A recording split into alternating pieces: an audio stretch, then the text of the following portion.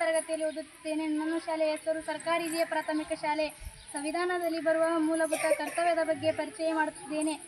ಸಂವಿಧಾನ 4ನೇ ಭಾಗದ 51ನೇ ವಿಧಿಯಲ್ಲಿ ಮೂಲಭೂತ ಕರ್ತವ್ಯದ ಬಗ್ಗೆ ರೂಪಿಸಲಾಗಿದೆ. ಸಂವಿಧಾನ ಪಾಲಿಸಬೇಕು. ರಾಷ್ಟ್ರಧ್ವಜ ಮತ್ತು ರಾಷ್ಟ್ರಗೀತೆಯನ್ನು ಗೌರವಿಸಬೇಕು. ಸ್ವತಂತ್ರ ಹೋರಾಟದ ಆದರ್ಶಗಳನ್ನು ಅನುಸರಿಸುವುದು. ಭಾರತದ ಪರಮಾಧಿಕಾರವರ್ತತೆ ಮತ್ತು ಸಮಗ್ರತೆಯನ್ನು ಕಾಪಾಡುವುದು. ಸಾಮಾನ್ಯ ಸಹೋದರತ್ವ ಮನೋಭಾವನೆಯನ್ನು ರೂಪಿಸುವುದು.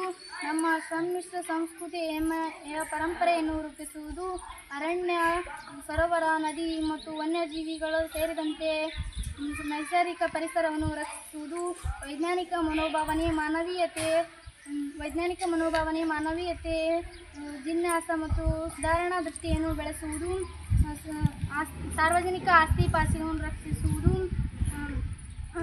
ರಾಷ್ಟ್ರವು ಉನ್ನತ ಮಟ್ಟವನ್ನು ಸಾಧಿಸಲು ವೈಯಕ್ತಿಕ ಚಟುವಟಿಕೆಗಳಲ್ಲಿ ಭಾಗವಹಿಸುವುದು. 6ರಿಂದ 14 ವರ್ಷದ ಮಕ್ಕಳನ್ನು ಶಾಲೆಗೆ ಕಳುಹಿಸುವುದು ಎಲ್ಲ ಪೋಷಕರ ಕರ್ತವ್ಯವಾಗಿರುವುದು. ಧನ್ಯವಾದಗಳು.